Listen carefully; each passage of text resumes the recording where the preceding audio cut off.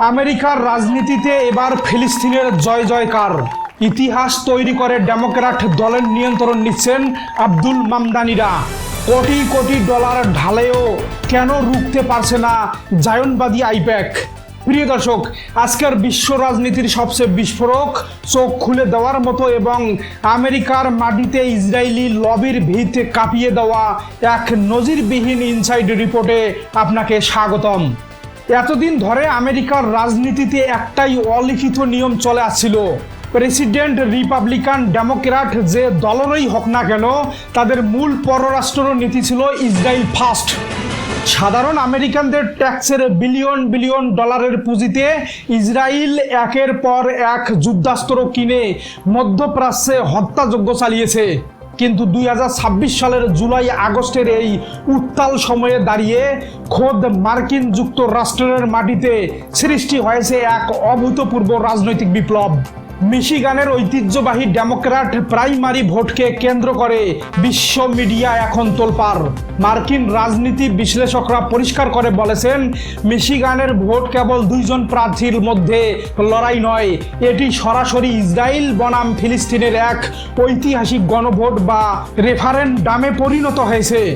New ইয়র্কের রাজপথে progressive নেতা জোহরান কুয়ামে মামদানি যেভাবে ট্রাম্প ও আমেরিকার জায়নবাদী ধনকুবদের রাজনৈতিক স্বপ্ন চুরমার করে দিয়েছিলেন, ঠিক সেই একই ফিলিস্তিনপন্থী বিপ্লবের জোয়ার এখন আছড়ে পড়েছে মিশিগানের বুকে। প্রিয় দর্শক, আমেরিকার রাজনীতিতে এই মুহূর্তে সবচেয়ে আলোচিত প্রোগ্রেসিভ ও ফিলিস্তিনপন্থী মুখ হলেন মিশরীয় বংশোদ্ভূত জনস্বাস্থ্য বিশেষজ্ঞ ডক্টর আব্দুল আল সায়েদ। সাধারণ মার্কিন নাগরিকদের বিনামূল্যে সার্বজনীন চিকিৎসা অধিকার বা মেডিকেয়ার ফর অল এবং ধনকুবেদের উপর অতিরিক্ত ট্যাক্স বসানোর দাবি নিয়ে রাজনীতিতে আসা এই নেতা এখন আমেরিকা জুড়ে তরুণ প্রজন্মের নয়নের মণি।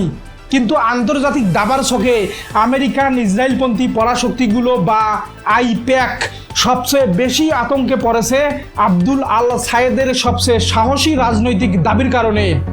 কারণ তিনি সরাসরি ঘোষণা করেছেন, ডেমোক্র্যাট দল ক্ষমতায় থাকলে ইসরায়েলকে এক সেন্টরও সামরিক সহায়তা দেওয়া যাবে না এবং ফিলিস্তিনিদের আত্মনিয়ন্ত্রণের অধিকার স্বীকার করতে হবে। এই ফিলিস্তিনপন্থী অবস্থান এবং মধ্যপ্রাচ্যে মার্কিন আগ্রাসনের কঠোর বিরোধিতার কারণে বর্তমানে চরম আতঙ্কে দিন কাটাচ্ছেন ইসরায়েলি প্রধানমন্ত্রী বেঞ্জামিন নেতানিয়াহু।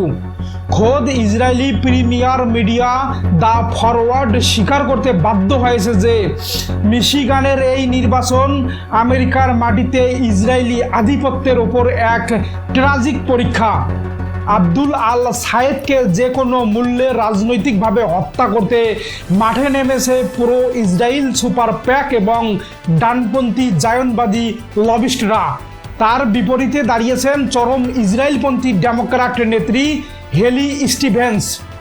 আন্তর্জাতিক সংবাদ মাধ্যমের নিরপেক্ষ গোয়েন্দা রিপোর্ট অনুযায়ী হেলি স্টিভেন্সকে জেতাতে লবিস্ট ও কর্পোরেট জায়ান্টরা মিলিয়ন মিলিয়ন ডলারের নির্বাচনী ফান্ড পানির মতো ঢেলে দিচ্ছে।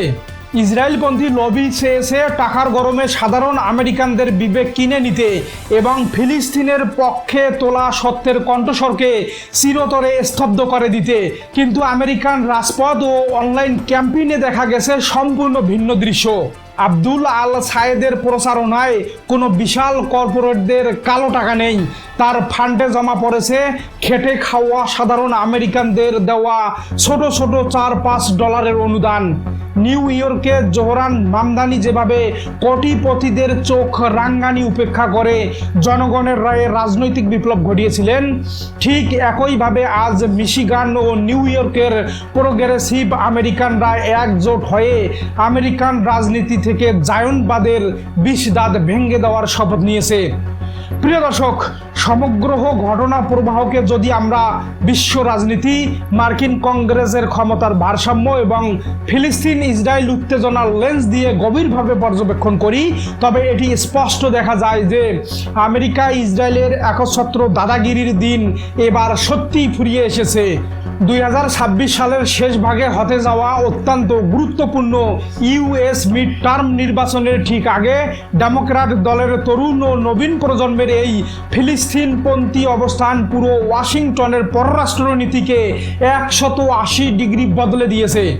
আর আমেরিকান জনগণ এখন স্পষ্ট বুঝে গেছে যে তাদের ট্যাক্সের টাকায় কোনো বিদেশি রাষ্ট্র গণহত্যা চালাতে পারে না।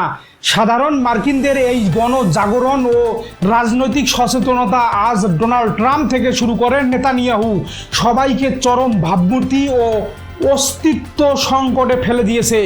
আজকের এই চোখ খুলে দেওয়া সত্য ও তথ্যভিত্তিক ইনসাইড রিপোর্টটি দেখার পর আমাদের সম্মানিত দর্শকদের কাছে সবচেয়ে বড় প্রশ্ন হলো, টাকার জোর দেখানো ইসরায়েলপন্থী লবিকে হারিয়ে আমেরিকা কি সত্যি ফিলিস্তিনের পক্ষে নিজেদের নীতি বদলাতে বাধ্য হবে?